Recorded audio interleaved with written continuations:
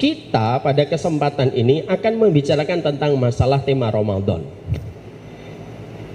Kita akan sharing tentang masalah Ramadan. Tentunya kita sepakat membicarakan tentang Ramadan itu sebagaimana membicarakan Nabi Muhammad di antara para nabi dan para rasul. Membicarakan Ramadan itu sebenarnya sebagaimana kita membicarakan matahari di antara bintang-bintang yang ada. Membicarakan Ramadan itu sebenarnya kayak membicarakan Nabi Yusuf di antara 11 saudaranya. Tidak ada yang menjadi rasul kecuali adalah Nabi Yusuf alaihi salam. Bahwasanya Ramadan itu merupakan hal terbaik yang Allah berikan pada kehidupan manusia, yaitu adalah ketika kita mendapati ada Ramadan pada kehidupan kita. Para ulama salaf, para ulama terdahulu mengatakan kepada kita ada 3 waktu prime time yang mana itu merupakan waktu terbaik manusia ketika mereka melakukan ketaatan kepada Allah, karena tidak setiap waktu memiliki kedudukan yang sama di sisi Allah. Apa 3 waktu yang disebut dengan waktu prime time yang merupakan waktu ideal dan maksimal kita untuk melakukan ketaatan kita kepada Allah? Itu ada 3. Yang pertama, 10 hari yang pertama di bulan Dzulhijjah. Itu merupakan prime time yang pertama. Kalian tahu artinya prime time? Prime time itu artinya adalah waktu terbaik. Karena tidak setiap waktu dalam 24 jam itu memiliki kedudukan yang sama. Maaf ya, anak-anak, kalian kalau dulu pernah lihat televisi, televisi itu ada iklan. Masang iklan di televisi itu tidak sama harganya. Lihat jam berapa kamu pasang iklan. Kalau kamu pasang iklan jam 8 pagi, itu tidak sama dengan kamu memasang iklan di televisi jam 8 malam. Kamu pasang iklan jam 10 pagi tidak sama kalau kamu itu memasang iklan jam 7 malam. Kenapa jam 7 malam, jam 8 malam itu harganya mahal? Itu disebut dengan waktu prime time. Apa? Prime time. Maka sesungguhnya pun sama. Analogi sebagaimana televisi ada waktu yang disebut dengan waktu prime time, kita dalam 1 tahun itu sebenarnya pun sama. Ada waktu prime time, di mana pada waktu itu merupakan waktu yang sangat istimewa bagi kita untuk melakukan ketaatan. Dan itu ada 3. Yang pertama tadi 10 hari yang pertama di bulan Dzulhijjah. Makanya sampai kita menjumpai Rasulullah bersabda, "Ma min ayyamin al-amalu salih fiha ahabba ilallah min hadhil ayyamil ashr." Tidak pernah kamu dapatkan satu waktu yang paling Allah cintai untuk manusia beramal salih kecuali sebagaimana 10 hari yang pertama di bulan Dzulhijjah. Makanya orang yang beramal di 10 hari di bulan Dzulhijjah keutamaannya mengungguli orang yang berjihad di jalan Allah. Dan itu terjadi pada 10 hari yang pertama di bulan Dzulhijjah. Ini yang pertama. Yang kedua, waktu prime time-nya kita beribadah kepada Allah dikatakan oleh para ulama terdahulu 10 hari yang pertama di bulan Muharram. Kalau bulan Dzulhijjah identik dengan bulannya Nabi Ibrahim. Kalau bulan Muharram identik dengan bulannya Nabi Musa. Pada tanggal 10 Muharram Nabi Musa diselamatkan dari kejaran Fir'aun. Makanya ada puasa Asyura, dan itu keutamaannya besar pada 10 hari yang pertama di bulan Dzulhijjah. Yang ketiga, Masya Allah, yang merupakan waktu prime time kita untuk beribadah kepada Allah itu kapan? 10 hari yang terakhir di bulan Ramadan, yaitu seluruh bulan di dalam bulan Ramadan itu merupakan waktu prime time-nya kita beribadah kepada Allah. Dan bulan Ramadan itu identik dengan bulannya Nabi Muhammad Sallallahu Alaihi Wasallam.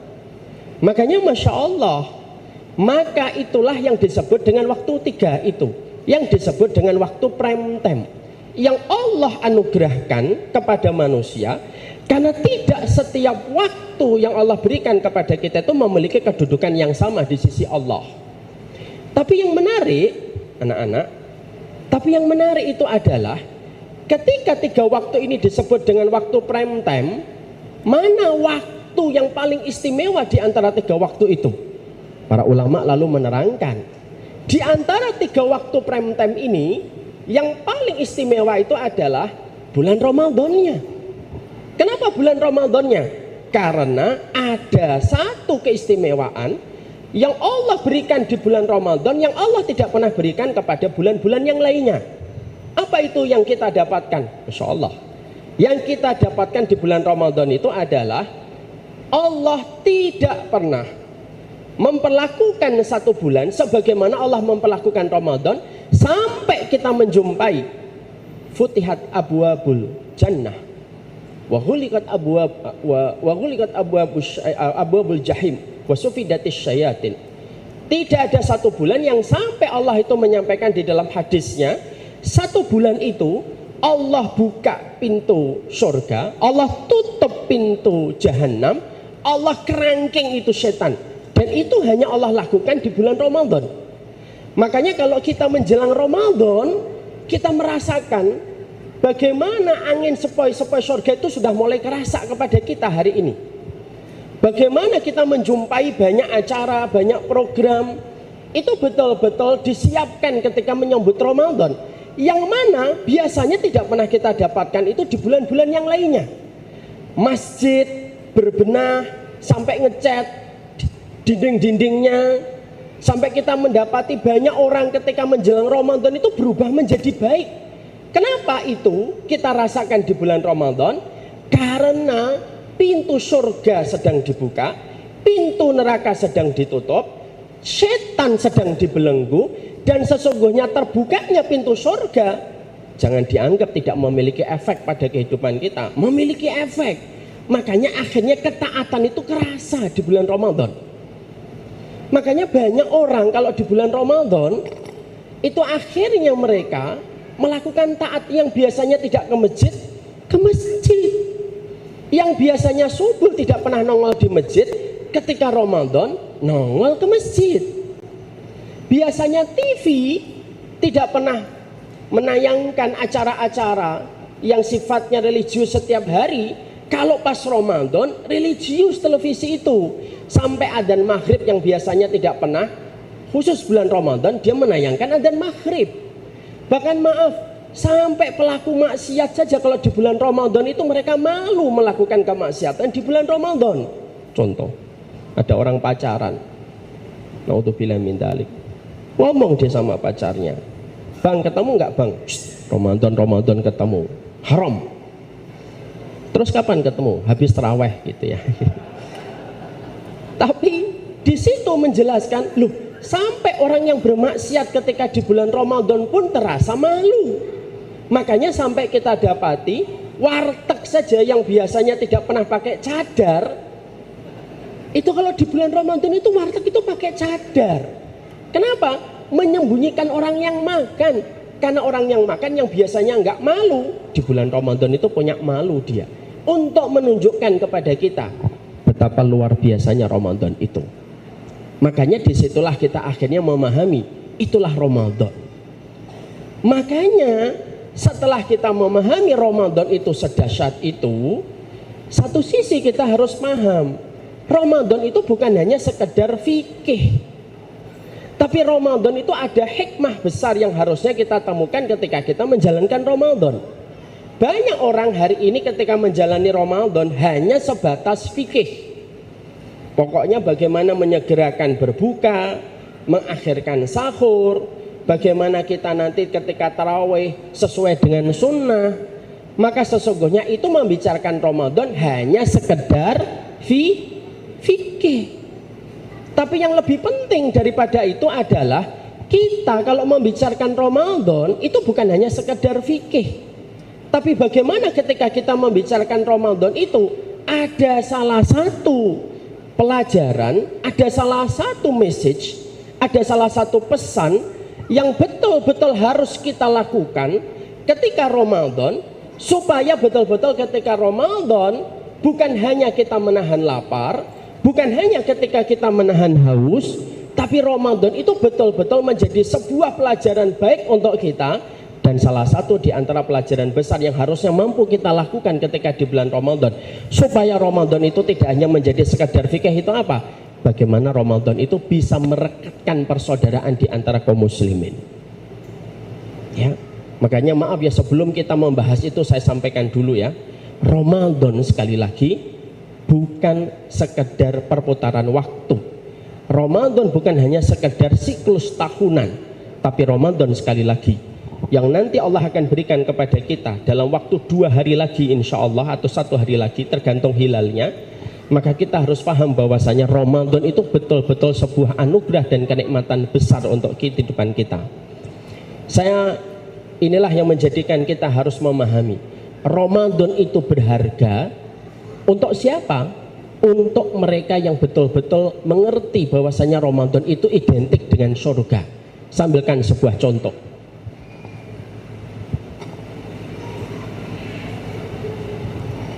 Saya misalkan punya jam. Ini jam antik misalkan. Saya dapat dari kakek saya. Lalu saya tahu jam ini memiliki histori yang sangat luar biasa. Lalu jam ini sampai ke saya. Saya ingin mengajarkan tentang masalah value kepada anak saya. Anak saya salah satunya Basam. Saya ngajarkan kepada anak saya, nak, ini ada jam. Tolong ya, kamu tawarkan kepada setiap orang yang kamu temui, dan kira-kira berapa jam ini nanti ditawar sama orang. Anak saya Basam ngambil jam ini, dia pergi ke pasar. Dia menemukan ada orang di depan pasar, ditawari dengan jam antik kuno, tahun 1940 dibuatnya. Orang itu ditawari sama anak saya Basam, Pak mau jam ini enggak Pak? Kira-kira harganya berapa? Orang di depan pasar, dia tidak punya latar belakang tentang jam, dia tidak paham tentang histori dan sejarah. Ketika ngelihat jam itu, dia mengatakan, ini nggak ada harganya nak. Kalau kamu mau makan ketoprak, yuk sama saya tukar itu dengan ketoprak. Kira-kira jam itu sebanding dengan ketoprak. Lalu anak saya jalan lagi, menemukan ada tukang loak di dalam pasar. Lalu ditawari sama anak saya, Pak mau jam ini enggak Pak? Lalu dilihatin itu jamnya ini. Oh ini lumayan, ini nambah-nambahin gram dan kiloan kalau saya timbang. Saya beli ya 20.000, dihargai dengan 20.000. Anak saya ngambil lagi jamnya, jalan lagi dia. Lalu menemukan ada tukang servis jam. Lalu tukang servis jam ngeliatin aja, wah lumayan ini jam tua ya. Ya lumayanlah nambah-nambahin di etalase tempat saya servis jam ini. Saya tawar dengan harga 100.000, dihargai dengan 100.000. Dari ketoprak 20.000 naik lagi ke 100.000. Anak saya jalan lagi, lalu menemukan kolektor jam antik, dan dia paham tentang barang-barang vintage, barang-barang tua. Ditawarin sama Basam, Pak kira-kira jam ini dihargai berapa Pak? Lalu kolektor jam antik itu membuka-buka jam, lalu dia tahu, loh ini historinya panjang ini, masih hidup, padahal dibuat tahun 40. Kolektor jam itu lalu berkata kepada Basam anak saya, katakan sama abimu, saya mau beli jam itu dengan harga 100 juta.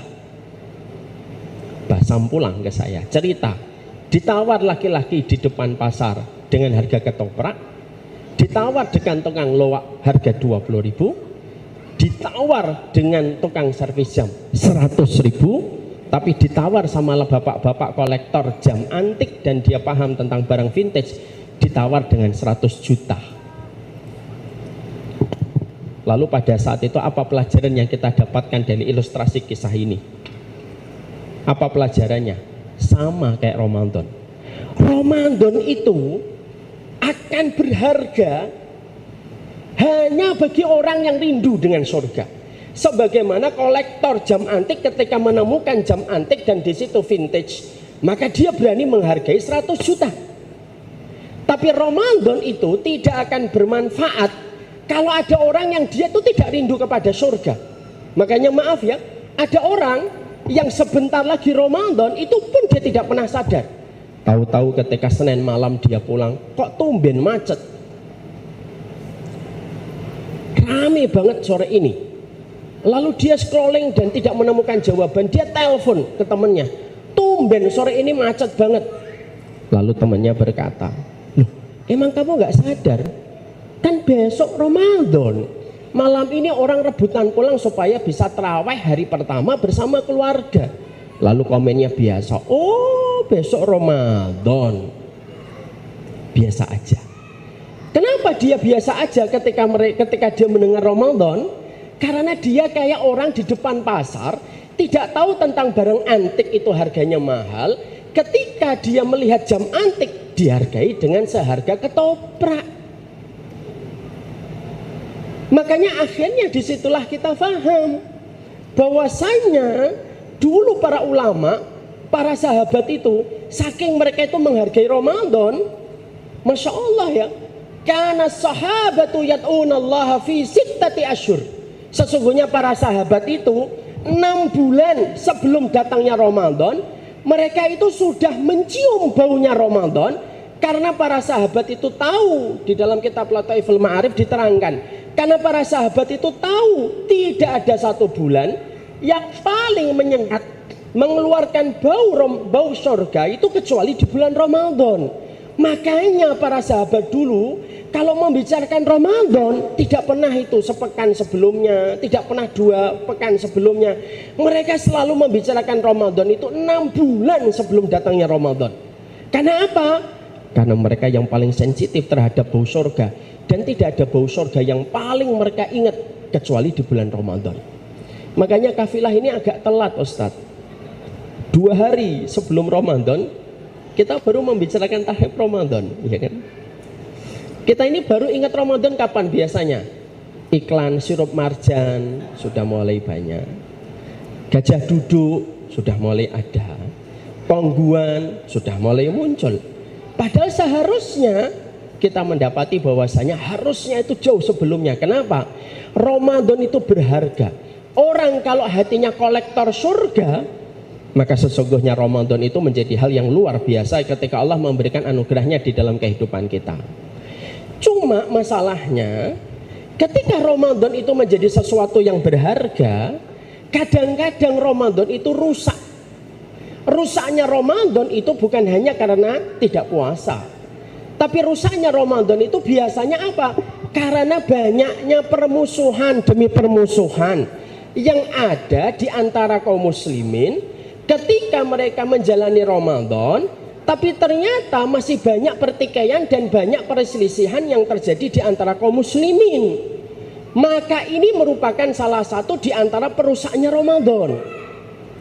Makanya biasanya maaf ya, ini contoh nih, kayak nanti besok, kayak misalkan nanti malam ataupun besok, ada orang yang nanti mungkin akan menjalani Ramadan hari Senin, kayak saudara kita di Muhammadiyah. Ada pula yang kemungkinan besar nanti menjalani Ramadan itu hari Selasa. Karena kadang-kadang kita ketika menjalani Ramadan ada satu kasus yang sering terjadi. Kasusnya itu apa? Banyaknya orang ketika menjalani Ramadan, dia mempersiapkan lambungnya untuk lapar, dia mempersiapkan tenggorokannya untuk kehausan, tapi ternyata dia tidak mempersiapkan hatinya untuk bersih ketika memasuki Ramadan, terutama kebersihan hatinya kepada saudara muslim. Akhirnya yang sering kita jumpai dan sering kita dapatkan pertengkaran, pertikaian di antara saudara-saudara kaum muslimin itu begitu nyata dan begitu banyak, dan banyak orang bertikai di bulan Ramadan tanpa mereka menyadari bahwasanya pertikaian dan permusuhan yang ada di bulan Ramadan ataupun di luar bulan Ramadan itu termasuk salah satu di antara perkara yang bisa menghapuskan amal ibadah di antara sesama manusia. Makanya ini penting kalau begitu. Sebelum Ramadan itu betul-betul kita lakukan, maka yang kita harus lakukan dan harus kita sadari supaya Ramadan tidak hanya sekadar fikih itu apa? Bagaimana kita menempatkan Ramadan kita itu betul-betul momentum sebagai sebuah momentum kuat untuk mempersaudarakan di antara banyak kaum muslimin. Makanya Masya Allah ya, di sini saya ingin menerangkan tentang masalah bagaimana persaudaraan itu merupakan perkara yang penting dalam kehidupan kita. Tentunya seluruh keluarga besar Kafilah Internasional Islamic School, kita harus paham betul Persaudaraan itu merupakan salah satu di antara perkara yang tidak bisa dilepaskan dalam kehidupan syariat sunnah. Syariat sunnah itu bukan hanya mengatur bagaimana kita sholat dan bagaimana kita puasa, tapi syariat sunnah itu mengatur bagaimana kehidupan kita itu memiliki sebuah komitmen untuk saling bersaudara. Makanya kalau kita perhatikan satu persatu syariat Allah berikan kepada kita itu salah satu tujuannya adalah mempersaudarakan kita. Kalau kita perhatikan secara jeli dan secara matang dalam kehidupan syariat, mari kita lihat kenapa kita di dalam sholat diperintahkan untuk rapat di dalam shop sholat kita. Sampai dalam satu riwayat diterangkan sawu wala takhtalifu fatahtalifah qulubukum. Maka luruskan shopnya kalian. Jangan berselisih, karena berselisihnya kita di dalam shop sholat itu menyebabkan perselisihan kita di luar sholat. Sampai urusan kita sholat, kenapa kita harus rapi? Itu bukan semata-mata supaya shop kita tidak diisi setan, tapi ternyata di dalam shop sholat yang kita menyelenggarakan sholat kita 5 kali dalam satu hari, itu pun dengan sebuah niatan supaya kita bersaudara. Bukan hanya sibuk mencari bahu, tapi bagaimana kita melatih hati kita untuk bertemu, sebagaimana bahu kita merapat di dalam shop sholat. Tujuannya adalah persaudaraan. Kenapa kita disuruh ngomong yang baik? Kalau tidak bisa ngomong yang baik disuruh diam. Man kana yu'minu billahi wal yaumil akhir falyakul khaira aw liyasmut. Barang siapa yang beriman kepada Allah dan hari akhir, ngomonglah yang baik. Kalau tidak bisa ngomong baik, diam. Kenapa kita disuruh ngomong yang baik? Kalau tidak bisa itu diam saja, supaya omongan kita tidak menimbulkan permusuhan dan pertikaian kepada saudara muslim. Lihat lagi persaudaraan. Perhatikan ketika kita disuruh masak. Nanti kalian sudah punya masakan di rumah, maka kita ini disuruh kalau masak daging disuruh memperbanyak apa? Disuruh memperbanyak apa? Kuah. Kenapa kita itu kalau masak daging, kata Rasulullah, kita disuruh memperbanyak kuahnya, supaya tetanggamu yang mencium bau daging yang kamu masak tidak tersakiti dengan apa yang kamu masak. Kamu perbanyak kuahnya, kamu berbagi supaya tetanggamu bisa icip-icip, dan supaya tetanggamu tidak merasakan sakit hanya mencium tanpa mencicipi. Ini nanti bukan berarti kalian masak mie Indomie, kalian perbanyak kuah. Kuahnya di tetangga. Ibu, ini apa mas? Kuah. Lah minyak mana? Minyak untuk saya bu, kata Rasulullah kuahnya. Tapi itu merupakan sebuah contoh konkret. Loh, sampai urusan masak pun kita disuruh oleh Allah untuk bersaudara. Bahkan dalam urusan kita, dalam urusan kita berbisik-bisik. Kalau kita 3 orang, lalu ada salah satu di antara 3 orang itu berbisik kepada salah satunya, meninggalkan yang satunya, itu pun haram dilakukan. Kenapa kita tidak boleh berbisik-bisik ketika sedang ada 3 orang?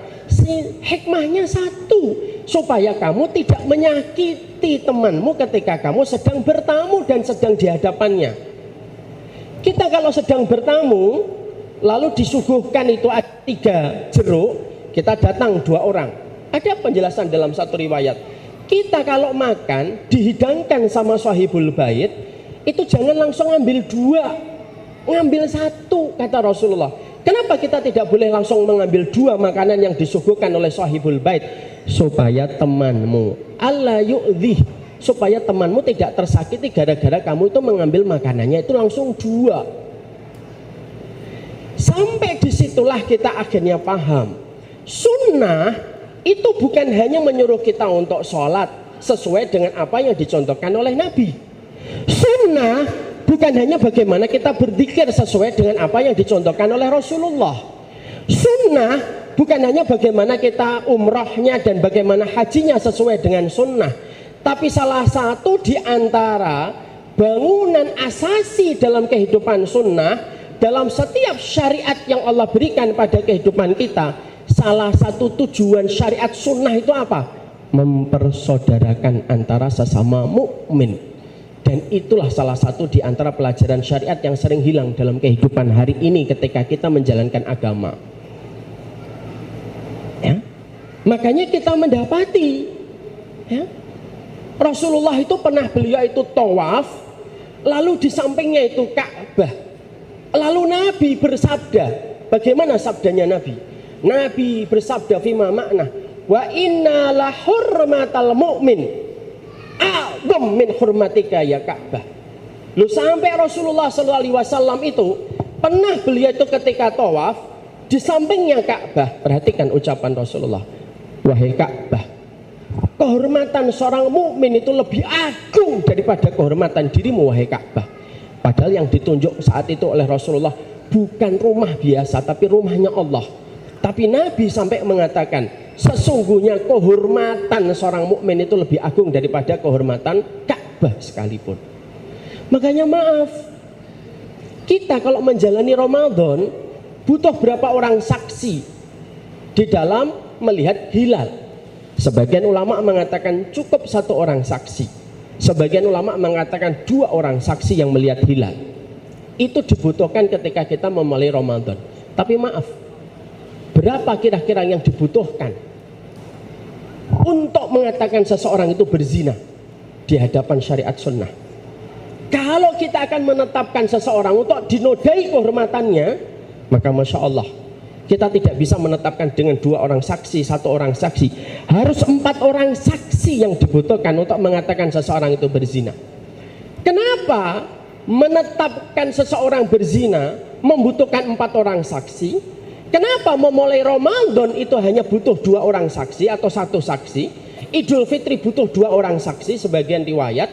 Kenapa jumlah untuk menetapkan saudara kita berzina itu lebih banyak saksi yang dibutuhkan daripada menetapkan Ramadan dan Syawal? Di situ kita juga mendapatkan satu pelajaran. Karena kehormatan seorang mukmin itu lebih mahal daripada apapun. Dan inilah perkara yang sejatinya kita harus paham dan kalian harus mengerti anak-anak santriku. Hari ini nak, nyari orang yang hafal hadis banyak. Hari ini nak, nyari orang yang hafal Al-Quran banyak. Tapi hari ini nak, orang yang betul-betul mencari seorang mukmin yang hatinya itu betul-betul rahmat kepada sesama mukmin itu tidak banyak nak. Karena apa? Membicarakan tentang konsep persaudaraan di dalam Islam itu hari ini menjadi materi yang sangat indah di atas panggung, tapi menjadi materi pahit kalau sudah turun dari panggung. Makanya maaf ya, banyak sekali pertengkaran hanya masalah fikih. Nanti kalian jangan kaget kalau kalian tidak betul-betul belajar, kalian nanti akan sering kaget. Banyak pertengkaran dan hujatan di sosial media hanya karena masalah ijtihad. Dan itu menjadi satu masalah yang hari ini tidak pernah kelar dan tidak pernah selesai. Kenapa? Karena memang disitulah kita mendapati salah satu tugas PR besar dalam sunnah itu apa? Mempersaudarakan di antara kaum muslimin. Dan itu bukan perkara yang gampang. Saya ceritakan nak, dulu saya hidup di Kudus. Anak saya itu tahun 90-an, maaf di Kudus dulu itu masih banyak pertikaian, maaf, antara saudara-saudara kita di NU dan Muhammadiyah. Kalau hari ini alhamdulillah sudah sangat membaik dan kita berdoa semoga kita termasuk di antara orang-orang yang selalu bersaudara. Dulu di Kudus, kalau mau nilai seseorang itu selalu dilihat dulu istihad fikihnya itu di mana. Kalau ada orang sholat, masuk dia ke musola, lalu dia mendengar imamnya membaca Bismillahirrahmanirrahim. Nanti jamaah yang di belakang bisik-bisik NU. Nanti kalau kemudian yang di masjid lalu membaca langsung bismillahnya pelan, Bismillahirrahmanirrahim, Alhamdulillahirrabbilalamin. Yang di belakang bilang Muhammadiyah, MD. Subuh dilihat lagi kunut atau enggak kunut, kunut NU. Nanti kalau enggak kunut MD. Itu dulu saya waktu seumuran kalian ngelihat setiap waktu kayak gitu. Saya itu seumuran kalian pernah ditanya sama orang ketika saya kenalan, kamu itu kalau iftitah bacanya apa? Allahumma ba'id. Wah MD. Saya tanya, lah kamu apa? Kabiro. Oh NU, saya bilang begitu. Tidak selesai. Makanya sampai ada guru, kalau di Kudus dulu, ngeliat dulu.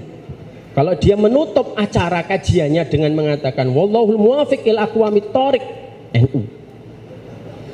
Kalau ustadznya menutup kajian dengan mengatakan wallahu a'lam bisawab, MD.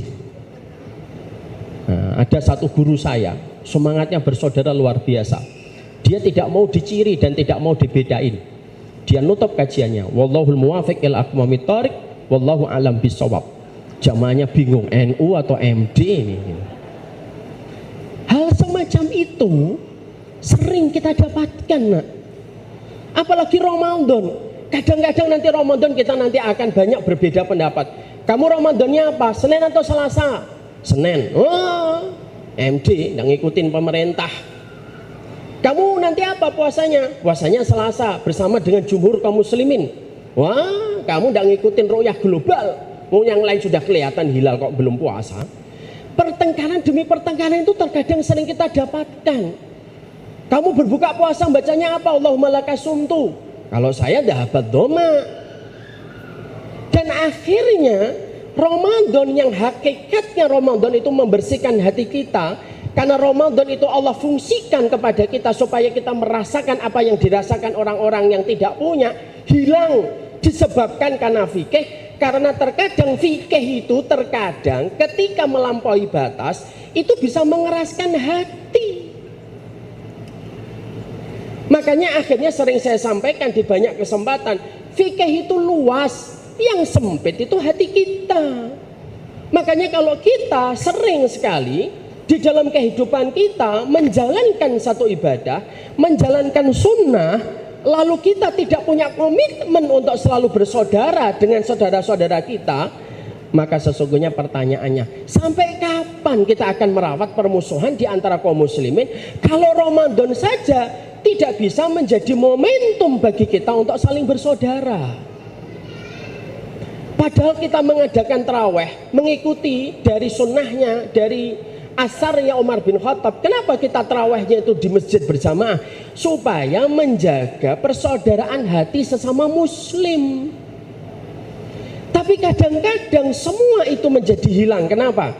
Sekali lagi, karena hati kita tidak memiliki sebuah niatan, karena hati kita tidak memiliki sebuah rahmat di antara kaum muslimin. Sekarang mari kita bedah, nak. Kenapa sih persaudaraan itu menjadi barang yang mahal hari ini? Sekaligus pula momentum Ramadan untuk mengingatkan kita. Setidaknya saya mengingatkan ada 4 sebab kenapa persaudaraan itu menjadi barang yang mahal di antara kaum muslimin. Apa itu 4 yang menyebabkan gagalnya persaudaraan? Dan semoga dengan kita mengetahui 4 sebab gagalnya persaudaraan, kita bisa untuk mempelajari itu dan bisa mulai mempraktekkannya di bulan Ramadan.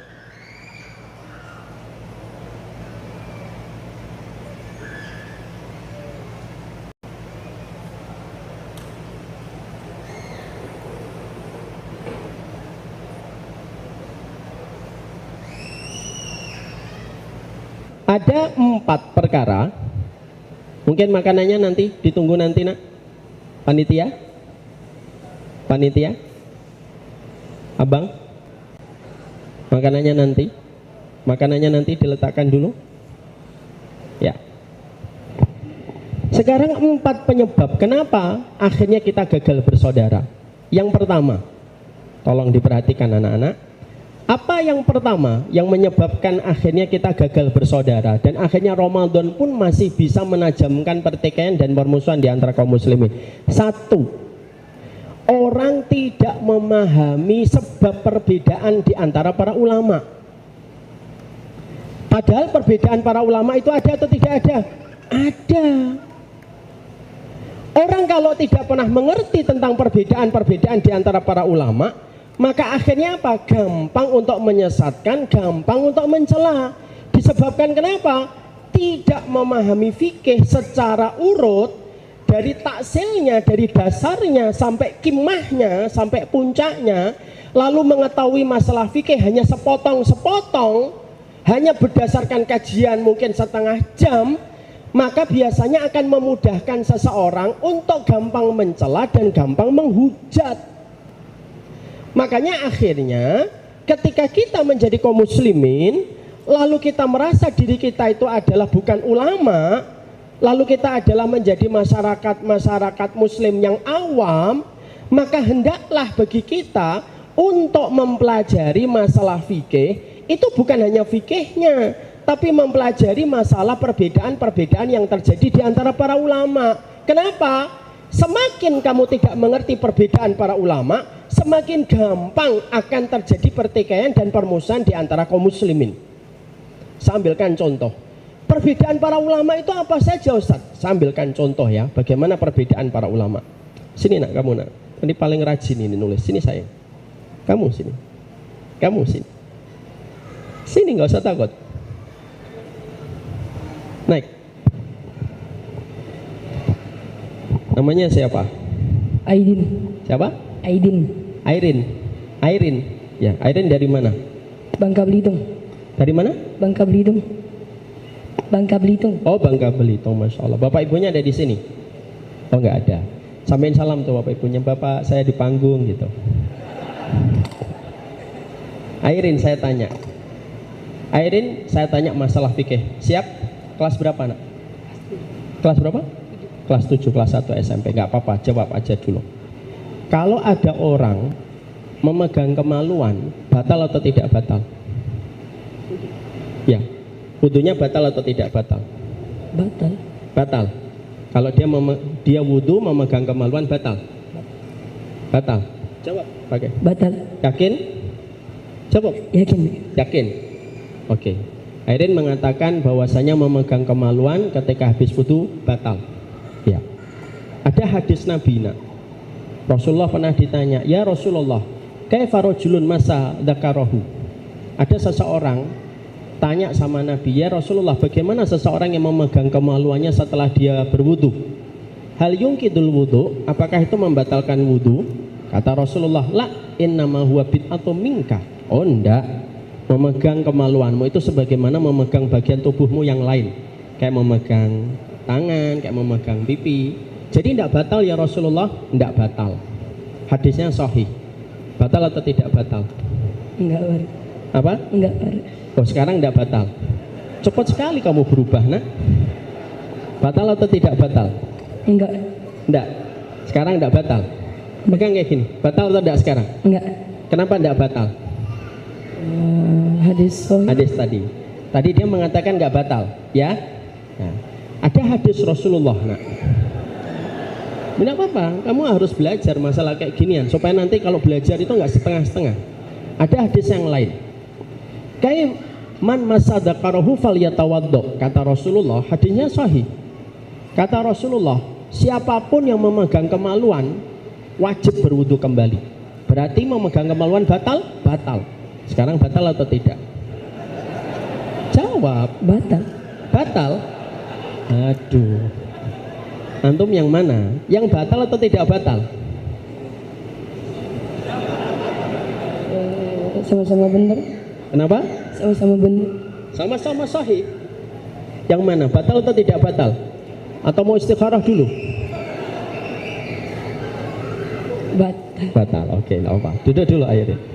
Tidak usah duduk. Saya kasih tahu dulu Airin. Sini Airin.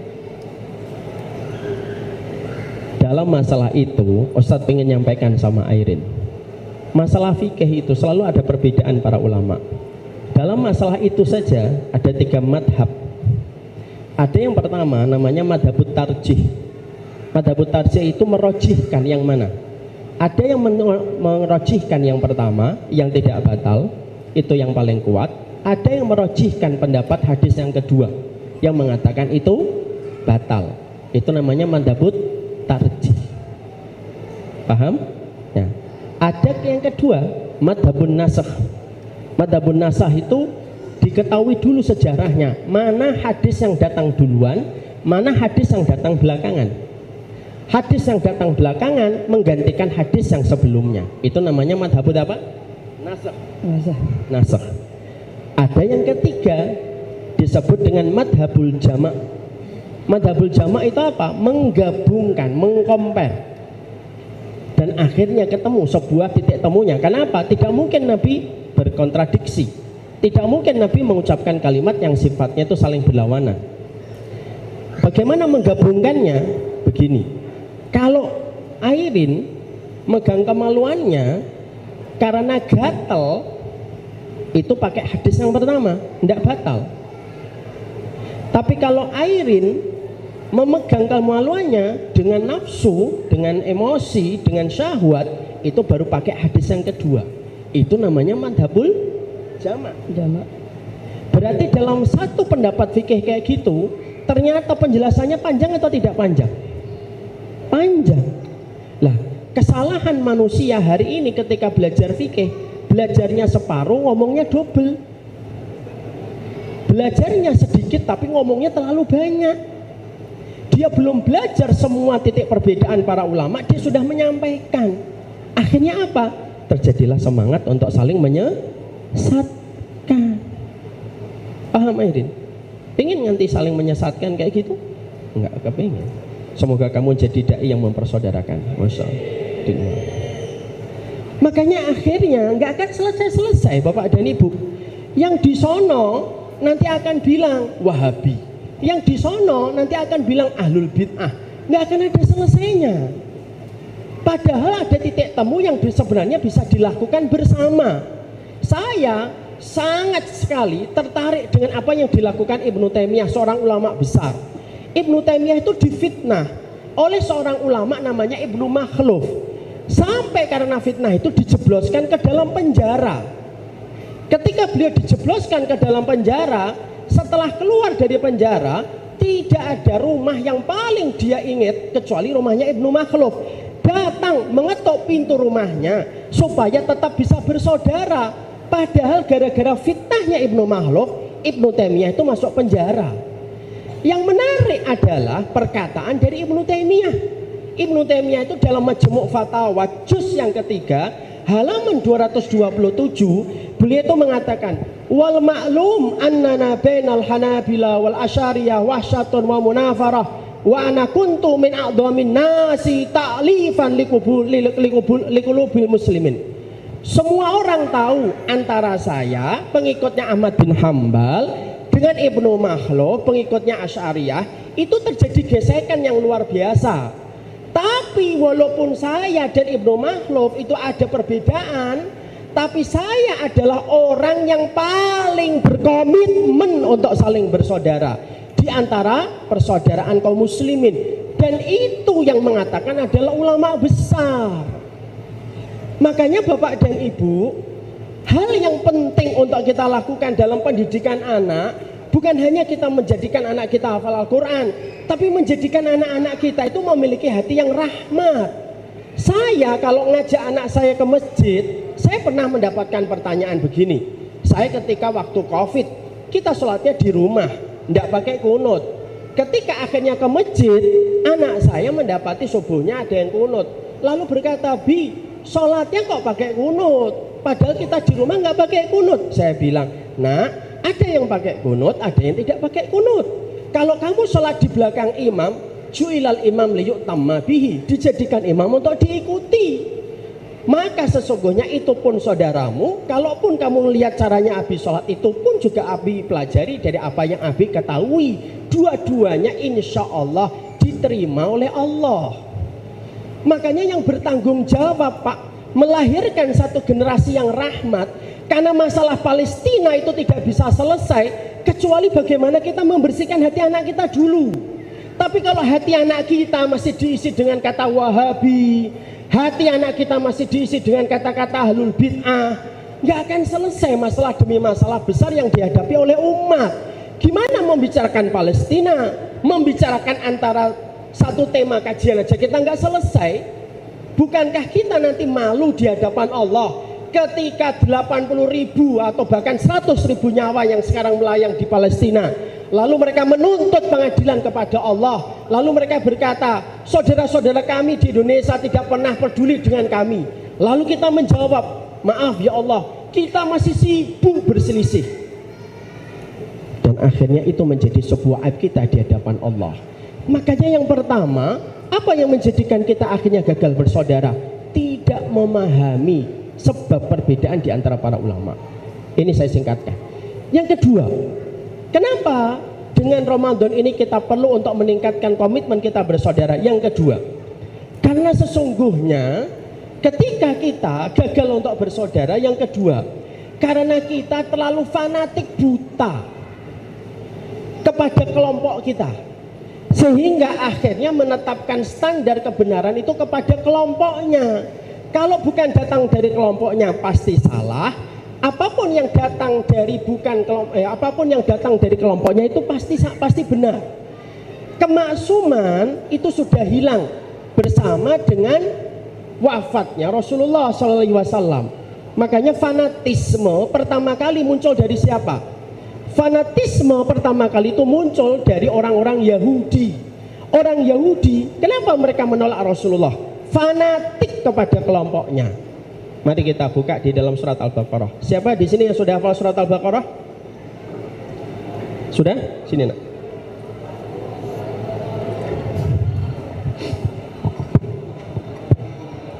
Masya Allah. Namanya siapa nak? Hah? Argatia. Dari mana? Jakarta Selatan. Masya Allah. Sudah hafal surat Al-Baqarah? Masya Allah.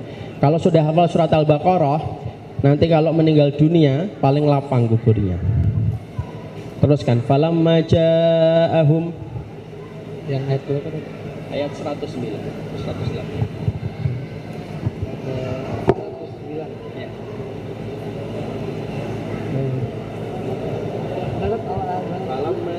Falamma ja'a 89. Falamma ja'ahum ma'araf. falamma ja'ahum ma 'arafu kafaru bih fala'natullahi 'alal kafirin bi'sa mashtaraw bihi anfusahum ay yadkhulu bima anzalallahu baghyan ay yunazzilallahu min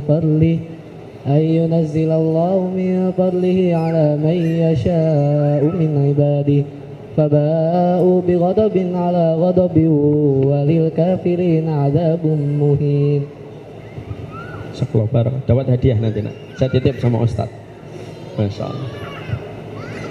Sekarang kita yang kedua, dari ayat yang tadi beliau baca, sesungguhnya orang-orang Yahudi itu adalah orang-orang yang mereka itu, Masya Allah, mereka itu fanatik buta.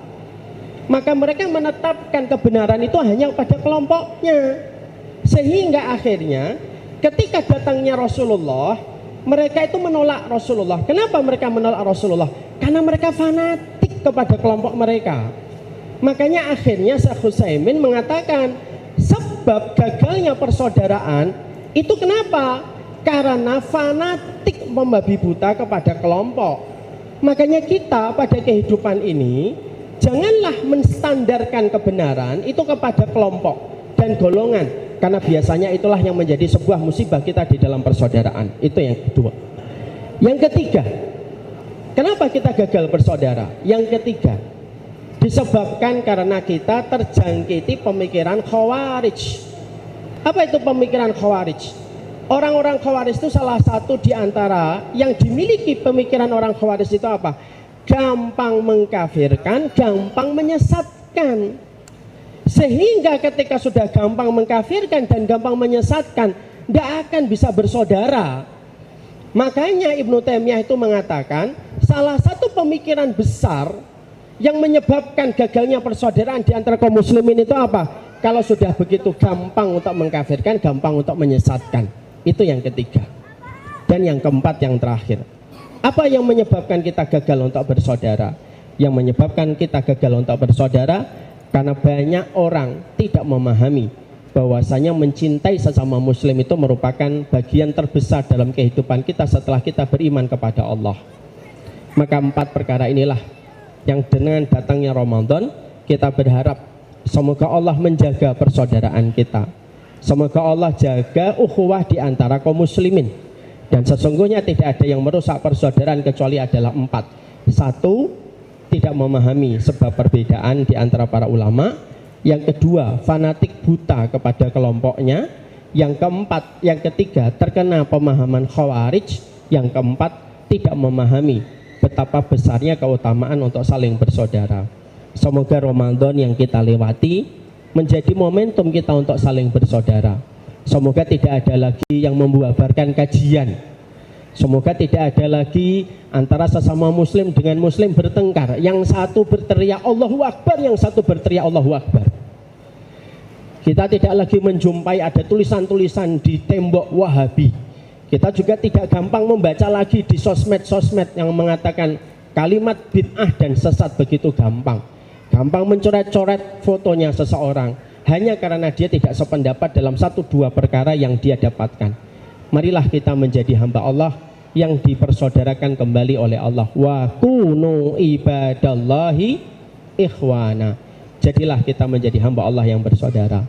Barakallahu fikum.